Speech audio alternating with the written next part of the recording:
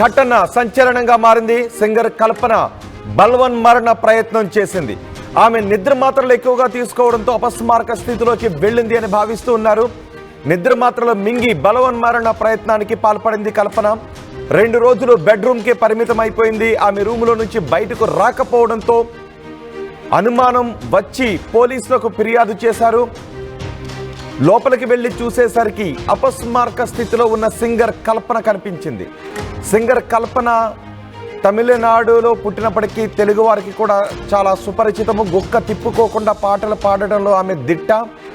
అయితే ఆమె ఎందుకు బలవన్మరణానికి ప్రయత్నం చేసింది అనే విషయంపై వివరాలు ఇంకా తెలియడం లేదు. మానసిక ఒత్తిడి నుంచి బయటపడటానికే ఆమె నిద్ర మాత్రలు ఎక్కువగా తీసుకుని ఉంటుంది అని భావిస్తూ ఉన్నారు. కల్పన 2010లో ఆమె భర్త నుంచి విడాకులు తీసుకున్నారు. ఆ తర్వాత ఒక బిజినెస్ మ్యాన్ని పెళ్లి చేసుకున్నారు, ప్రసాద్ ప్రభాకర్. బిజినెస్ మ్యాన్ ప్రసాద్ ప్రభాకర్తో 2వ వివాహం చేసుకున్నారు. వీళ్ళిద్దరూ 5 ఏళ్లుగా కలిసే ఉంటున్నారు. కూకట్పల్లి హౌసింగ్ బోర్డులో నివాసం ఉంటూ ఉన్నారు. అయితే మానసిక ఒత్తిడి నుంచి బయటపడడానికే కల్పన నిద్ర మాత్రలు ఎక్కువగా తీసుకుని ఉంటుందని భావిస్తున్నారు. నిద్ర కోసం ఆమె మాత్రలు వేసుకోవడం అలవాటు అని, అయితే ఆ రోజు ఎందుకు నిద్ర మాత్రలు ఎక్కువగా వేసుకుందో తెలియదు అని భర్త చెబుతూ ఉన్నాడు. అయితే భర్తకు కల్పనకు మధ్య ఏదైనా విభేదాలు ఉన్నాయా, ఆ గొడవల కారణంగానే ఆమె ఏదైనా ఆత్మహత్యకు బలవన్మరణానికి పాల్పడిందా అనే విషయంపై చర్చ జరుగుతుంది. అయితే ఎటువంటి గొడవలు లేవు అని భర్త చెబుతున్నట్టుగా తెలుస్తోంది. ఈ నేపథ్యంలో భర్త ఫోన్ని కూడా పోలీసులు స్వాధీనం చేసుకున్నట్టుగా తెలుస్తోంది. ఒక్కసారిగా సింగర్ కల్పన బలవన్మరణ ప్రయత్నం చేశారు అని తెలిసిన వెంటనే ఆమె అభిమానులు కూడా గందరగోళానికి గురయ్యారు, కంగారు పడ్డారు. అయితే ప్రస్తుతం ఆసుపత్రిలో అపస్మారక స్థితిలో సింగర్ కల్పనకు వైద్య చికిత్సను అందిస్తూ ఉన్నారు. పూర్తి సమాచారం మా ప్రతినిధి పెట్రీషా అందిస్తారు. పెట్రీషా, సింగర్ కల్పన బలవన్మరణ ప్రయత్నానికి కారణం ఏంటో తెలిసిందా? ప్రస్తుతం ఆమె ఆరోగ్య పరిస్థితి ఎలా ఉంది?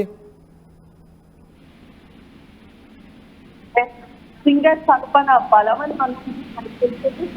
కల్పన దగ్గర ఒకవైపు 4 ఆ టైంకి ప్రసాద్ ఫోన్ చేయడం, ఆ తర్వాత కల్పన ఫోన్ మిస్ చేయకపోవడం, ఆ తర్వాత CCTV ద్వారా మొత్తం చూసుకోవడం, ఆ తర్వాత అనుమానం వ్యక్తం చేసి పోలీసులకి కంప్లైంట్ ఇవ్వడం, ఇళ్ళకి సంబంధించిన సెక్రటరీకి కాల్ చేసి సూపర్వైజర్కి కాల్ చేసి కల్పన ఫోన్ లిఫ్ట్ చేయట్లేదు, దయచేసి ఒకసారి మీరు చెక్ చేయండి, అన్కాన్షియస్ స్థితిలో ఉన్నట్టుంది, నేను CCTV ద్వారా నా ఫోన్ లో చూస్తున్నాను అంటూ వీళ్ళిద్దరికి ఇన్ఫార్మ్ చేయడం జరిగింది. ఆ తర్వాత పక్కన వాళ్ళు కూడా డోర్ కొట్టినప్పుడు కల్పన డోర్ తీయకపోవడం, ఆ తర్వాత పోలీసులకు సమాచారం ఇవ్వడము, వెంటనే పోలీసులు ఉండాల్సిన ఘటనా స్థలానికి చేరుకోవడము.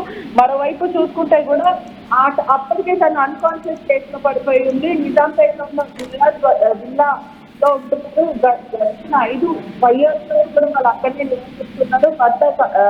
భర్త కల్పనకి కాల్ చేసిన టైంలో కూడా తను లిఫ్ట్ చేయకపోవడం, అన్కాన్షియస్ లో ఉండడం, ఆ తర్వాత వెంటనే పోలీసులకు సమాచారం ఇవ్వడంతో పూర్తిగా చూసుకుంటే కూడా పోలీసులు వచ్చి చూసే టైం వెంటనే హాస్పిటల్ కి షిఫ్ట్ చేసిన అన్కాన్షియస్ లో ఉండడంతో స్థానికంగా ఒలింపిక్ హాస్పిటల్ కి అయితే తీసుకెళ్లారు. ఆ తర్వాత వెంటనే ట్రీట్మెంట్ స్టార్ట్ చేయడం జరిగింది.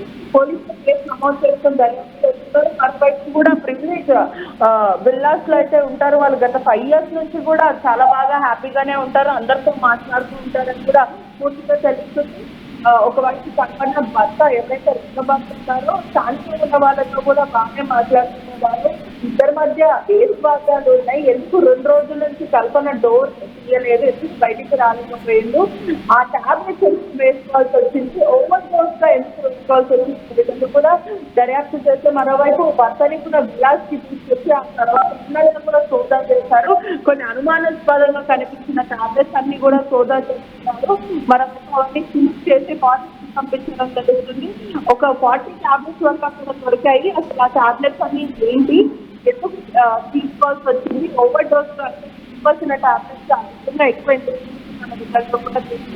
పోలీసుల దర్యాప్తు కొనసాగిస్తుంది. మరోవైపు చూసుకుంటే కూడా భర్త మీద కూడా అనుమానాలు వ్యక్తం అవుతున్నాయని కూడా తెలుస్తుంది. ఏదైనా ఇద్దరి మధ్యలో ఘర్షణ చోటు చేసుకుందా, గొడవ ప్రస్తుతం భర్త ఇప్పుడు హైదరాబాద్ లోనే ఉన్నారా, ఆసుపత్రి దగ్గరకు వచ్చారా? భర్తను పోలీసులు ప్రశ్నించారా?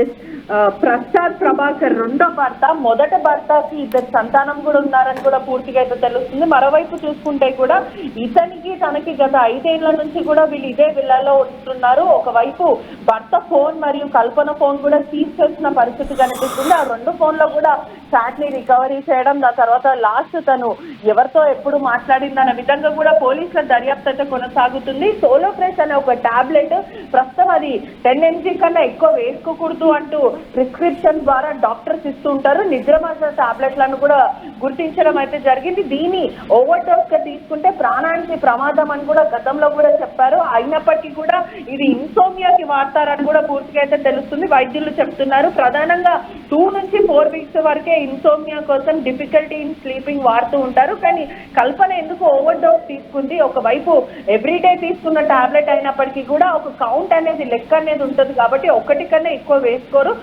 ఎందుకని కల్పన ఏదైనా డిప్రెషన్ లో ఉందా, లేకపోతే భర్తతో ఏదైనా టర్న్స్ కాలేదన్న విధంగా కూడా ఒకవైపు ఎంక్వైరీ భర్త ప్రసాద్ ప్రభాకర్ మాత్రమే మాకు ఎటువంటి గొడవ లేదు, ఎందుకు ఫోన్ ఎత్తలేదో నాకు తెలియదు, నేను కూడా సీసీటీవీ ఫుటేజ్ ద్వారానే అసలు నేను కాల్ చేస్తున్నప్పటికీ కూడా అతను బయటికి రాని క్రమంలో నేను పోలీసులకు ఇన్ఫార్మ్ చేశానంటూ భర్త అయితే చెప్పుకొస్తున్నారు. సింగర్ ఒకవైపు కల్పన కూడా అనేక సార్లు పలు ఇంటర్వ్యూస్ లో కూడా చెప్పింది, నేను చాలా సార్లు చనిపోవాలనుకున్నాను. అంటే మరి ఆమెకు ఒక కూతురు కూడా ఉన్నారు కదా, కూతురు ఆ ఇంట్లో ఉండట్లేదా? ఆమె బిడ్డ ఈ విషయాన్ని గమనించలేదా?